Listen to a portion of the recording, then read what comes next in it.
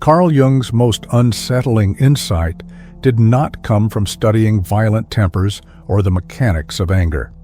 Instead, it emerged from something far stranger: the existence of people who simply could not be provoked. No insult pierced their calm, no betrayal shook their confidence, and no criticism unsettled their inner peace. To others, they seemed almost supernatural, as if ordinary weapons of human conflict, accusations, humiliation, hostile words, bounced off them without leaving a trace. At first, Jung suspected repression. Perhaps these individuals were suppressing their feelings, locking them away under a shell of control. That would have been a familiar explanation, but the deeper he observed, the clearer it became. They weren't hiding anything. Their calm wasn't fake or detached indifference. Instead, it came from a transformation so profound that the behavior of others no longer dictated their inner state. Jung gave this rare quality a name: emotional impermeability. He compared it to materials resistant to water or fire. No matter how much they are exposed, they don't absorb the external force. While most people are porous, soaking up negativity, hostility, and tension, these individuals remained sealed, centered, and strangely untouched. This discovery disturbed Jung precisely because of what it revealed about human nature. If some could truly live this way, then ordinary life, full of reactivity, offense, defensiveness, and endless conflict, was not inevitable. It wasn't a universal law of psychology. It was simply the condition of those who had not yet undergone transformation. Emotional immunity, Jung concluded, was not a gift given to a few. It was a hidden potential buried within everyone. What made this state even more striking was that these people were not numb. They loved, grieved, and cared deeply. They felt strongly, but they did not let the chaos of others determine their emotions. Their inner compass remained their guide. This gave them a kind of freedom that appeared almost otherworldly, the ability to stay grounded and at peace, even when surrounded by turmoil. For Jung, this was both inspiring and disturbing. It meant that anger and emotional reactivity were not absolute, but optional. Somewhere between the trigger and the response lay a hidden space where freedom could be found. And in that space, a person could choose peace and become untouchable. Jung's abstract idea of emotional impermeability became concrete in 1919, when he met a patient whose story would stay with him forever. This man, whom we will call Heinrich, was a wealthy industrialist in post-war Germany. Outwardly, he seemed to embody success: confident, disciplined, and powerful. Yet his wife grew deeply uneasy with his unusual calm. She insisted to Jung, "Doctor, my husband doesn't get upset about anything. It's as if nothing can touch him." From the moment Heinrich entered Jung's practice, his presence was unsettling. Employees respected him, but also feared him, not because he was harsh or loud, but because nothing seemed to disturb him. When insulted, he remained curious. When his ideas were dismissed, he leaned in to ask questions. Even betrayal didn't trigger anger or despair. Instead, Heinrich treated such moments as puzzles to be studied, rather than wounds to be defended. The most shocking example came from his wife. After struggling with guilt, she confessed she had been in an affair for 6 months. Most husbands would have exploded with rage or collapsed into grief. Heinrich, however, asked 3 calm questions. Are you happy? Do you need anything from me? And do you want to continue this marriage, or should we end it? He did not accuse her, defend his pride, or lash out. His composure was so complete that it unsettled her more than shouting ever could. At first, Jung suspected numbness. Perhaps Heinrich was disconnected from his feelings, hiding behind a mask of indifference. But as therapy continued, it became clear that he did feel deeply. He simply related to emotions differently. Instead of being swept away by every wave of provocation, he observed the waves as if standing safely on the shore. Heinrich explained that 3 years earlier, a devastating betrayal had nearly destroyed him. His most trusted business partner stole his biggest client, threatening to ruin his empire. At first, Heinrich was consumed with anger and thoughts of revenge. But then he asked himself a radical question: what part of me is this man reflecting? That question changed everything. He realized his partner's greed mirrored his own fear of losing everything. His dishonesty reflected Heinrich's tendency to hide his true feelings. His betrayal pointed to Heinrich's own suppressed selfishness. By seeing the event as a mirror rather than an attack, Heinrich confronted the shadows within himself.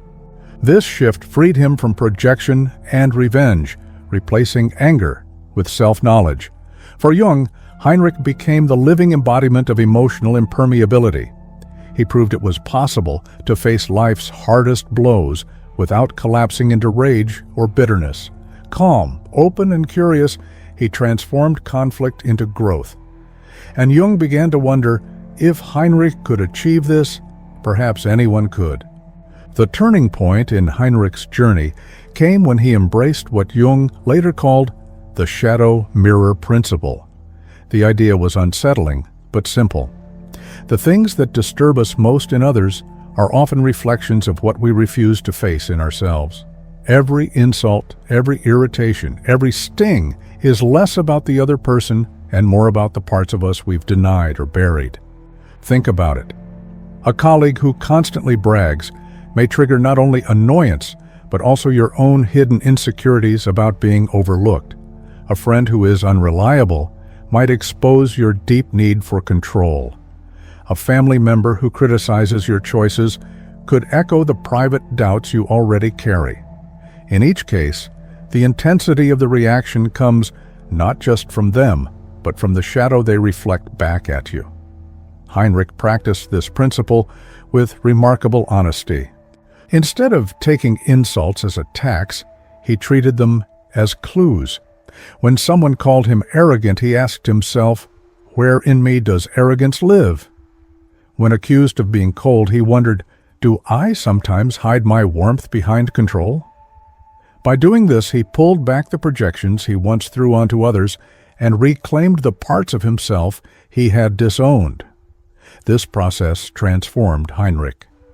Criticism became less of a wound and more of a message. Insults no longer pulled him into conflict, they sparked curiosity. Betrayal stopped being a source of bitterness and became an opportunity for integration. Over time, the people who once irritated him most turned into his greatest teachers. And here's the remarkable part. Jung believed this was not a gift unique to Heinrich. Anyone could practice the shadow mirror. It requires courage to admit that what we hate in others often lives in some form inside us. But with practice, it shifts your entire relationship to conflict. Suddenly, the world is no longer filled with enemies. It is filled with mirrors. If this perspective is making sense so far, take a moment to show your support. Like this video, subscribe to the channel, and let me know in the comments if you've ever noticed yourself reacting strongly to someone, only to realize later that they revealed something about you. Sharing your story might just help someone else recognize their own shadow. Jung emphasized that the shadow mirror isn't about blaming yourself for others' behavior. It's about noticing that your strongest reactions are invitations to self-discovery. Every conflict becomes a chance to reclaim another hidden part of yourself. For Heinrich, this was the secret that made him nearly impossible to provoke. He stopped fighting the shadows in others and instead turned inward to face his own. One of Jung's most powerful insights from Heinrich's case was what he called the reaction gap. Most people experience life as a chain of automatic responses: insult, anger, betrayal, bitterness, criticism, defensiveness. To the average person, these reactions feel hardwired.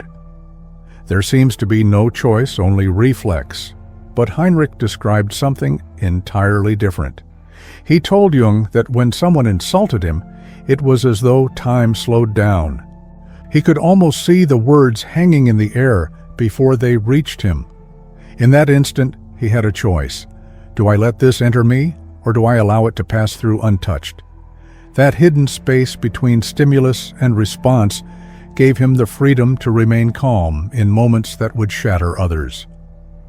Jung realized this was not magic nor a talent Heinrich was born with. It was the product of awareness and practice.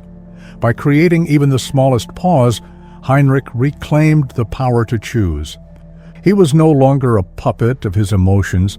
Instead, he became the author of his responses. Jung later formalized this idea into what he called the observer protocol. 1. Pause. When provoked, resist the urge to react instantly. Take a deliberate breath. 2. Observe. Notice what is happening outside and inside. Watch your emotions rise without judgment, like scenes in a film. 3. Choose. Respond deliberately, guided by your values and the person you want to be. This practice is deceptively simple but life-changing. Imagine being in a heated meeting where a colleague dismisses your ideas. Instead of snapping back, you pause, breathe, and watch your irritation. From that space, you can choose to respond calmly and clearly, or decide that silence is the stronger response. Either way, you remain in control. The reaction gap isn't about suppressing feelings or pretending not to care. It's about sovereignty, the ability to feel emotions fully without being ruled by them. It is the difference between saying, "He made me angry," and realizing, "I felt anger, and I chose how to respond." Heinrich explained that once he mastered this, attacks began to feel like gusts of wind. They passed through him without sticking. The insults, the betrayals, the criticisms still happened, but he no longer carried them inside. For Jung, this was revolutionary. It showed that true strength doesn't come from dominating others or controlling circumstances. Real strength lies in mastering the space between stimulus and response. In that space lives choice, and in choice lives freedom.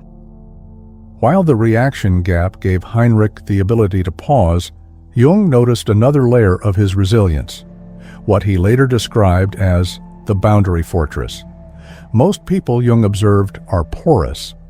We soak up the moods of others, absorb their anger, and let their chaos spill into our inner world. Heinrich, however, lived differently. His mind functioned like a fortress, open when it served him, closed when it didn't. This fortress wasn't made of stone. It was psychological, a set of invisible filters that determined what could and could not enter his emotional life. Jung identified 3 key elements. 1.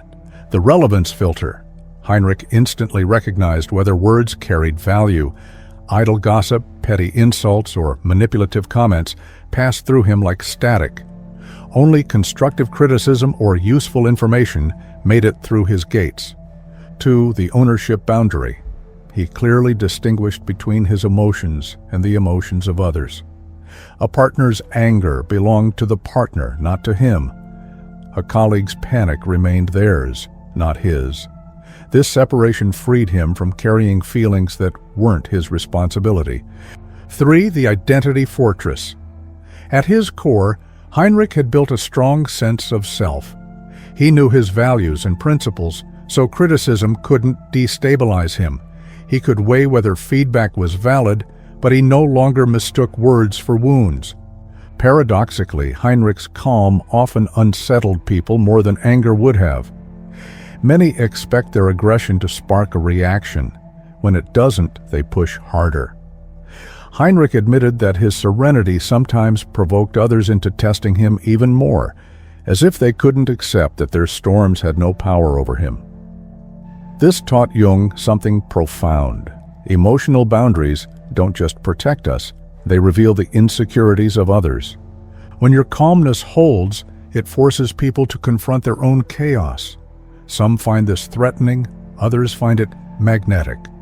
Jung distilled Heinrich's practice into what he called the boundary fortress technique, emotional firewall.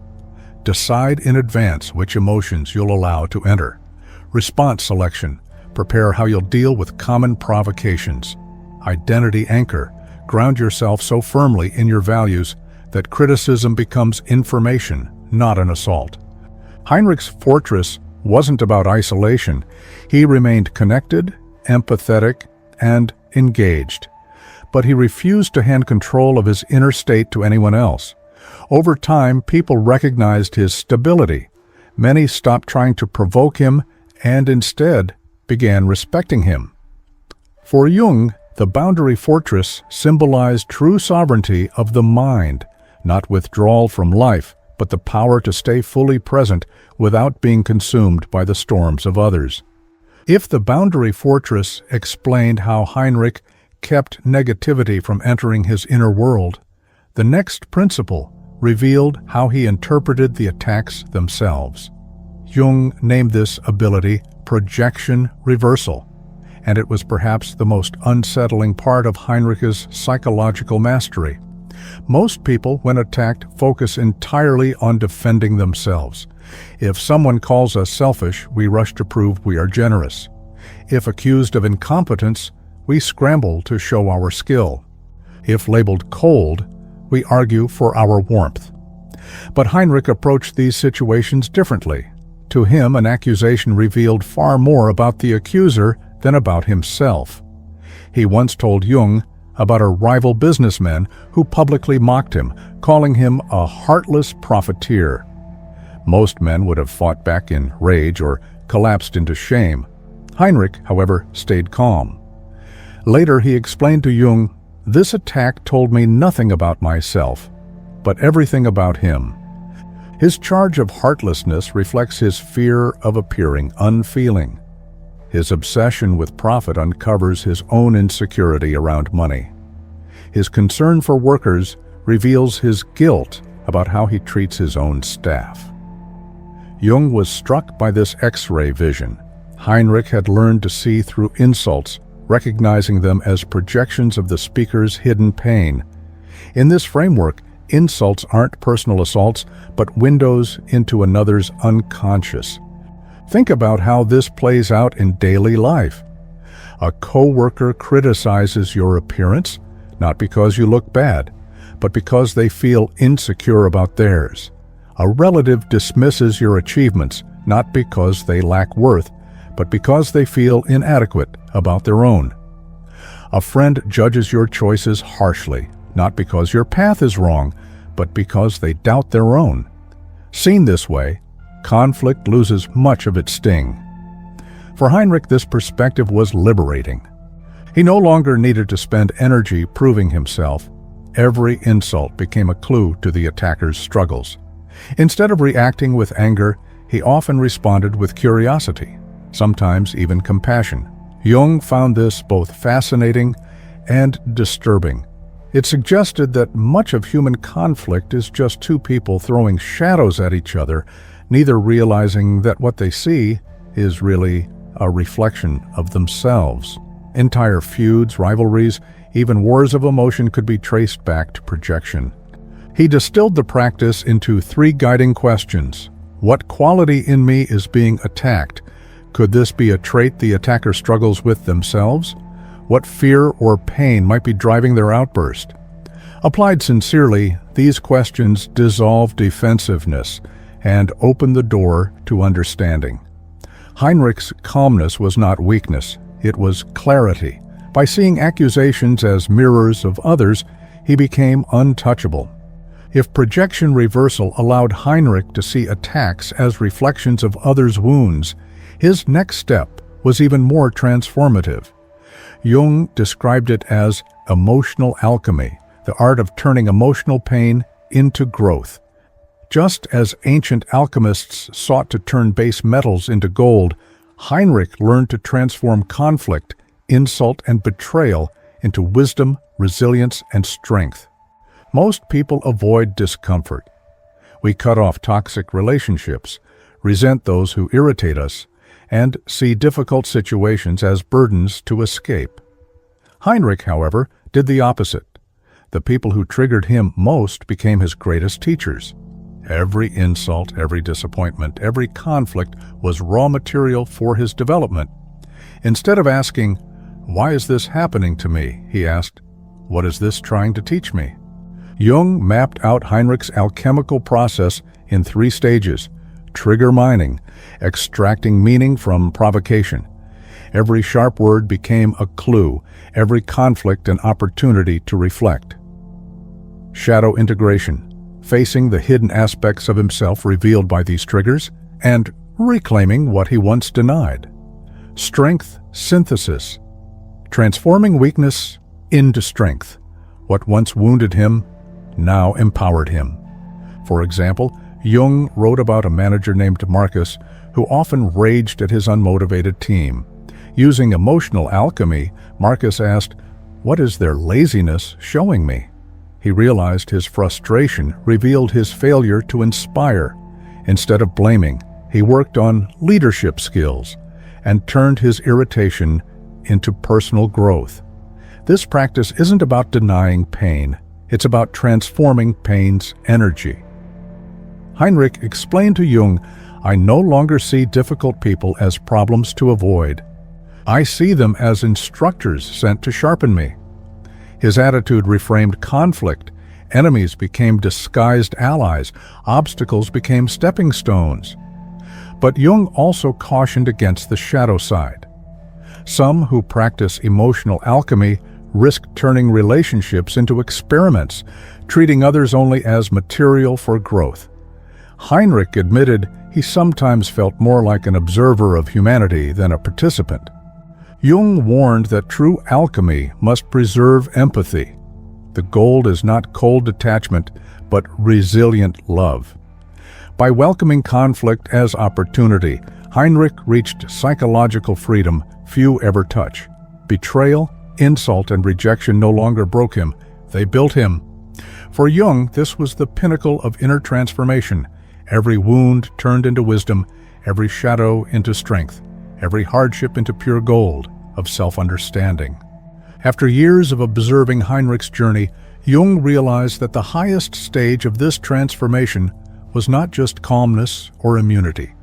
He called it the figure of the compassionate warrior, a person who remains unshaken by provocation, yet deeply engaged with others.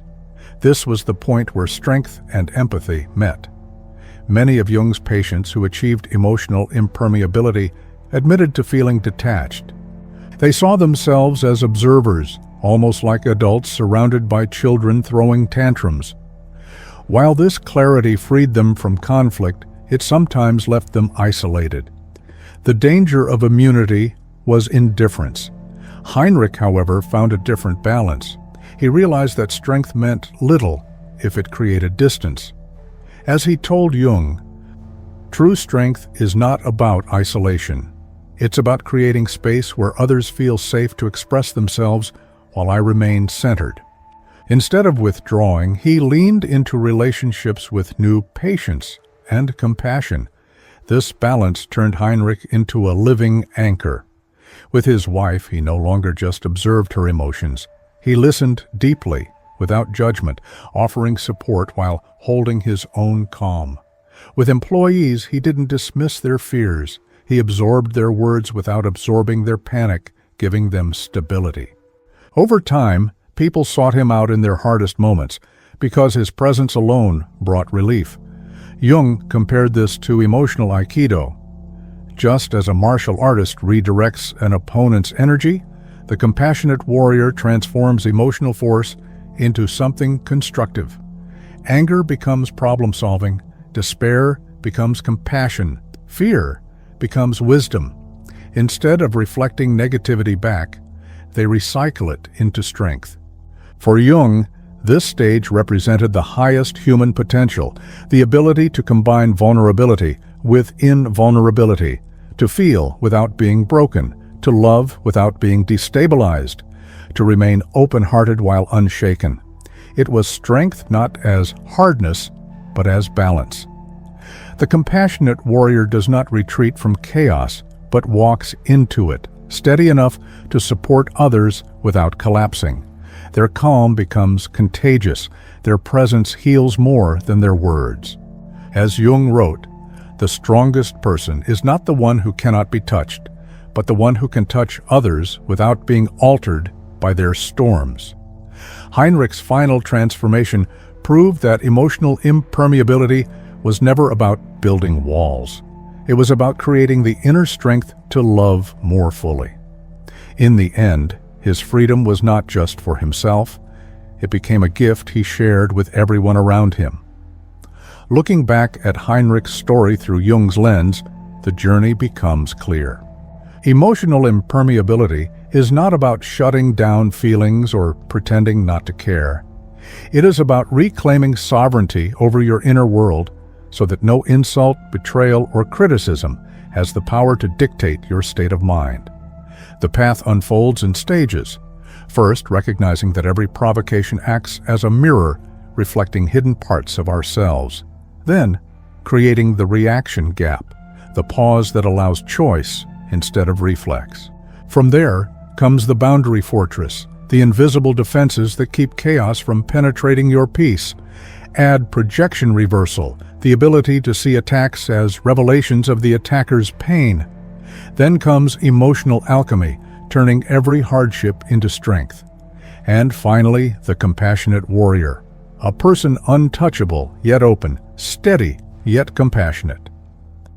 Jung found this discovery disturbing because it challenged everything we assume about human nature. We are taught to believe anger is automatic, that conflict is inevitable, that we are prisoners of emotional reactivity. But Heinrich proved otherwise. He showed that peace is not weakness, and calm is not numbness. Emotional immunity is not a rare gift. It is a hidden potential within all of us, waiting to be awakened. The truth is simple.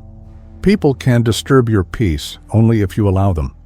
Words may sting, betrayal may hurt, conflict may arise, but whether those things break you or pass through you like wind depends on the choices you make in the quiet space between stimulus and response.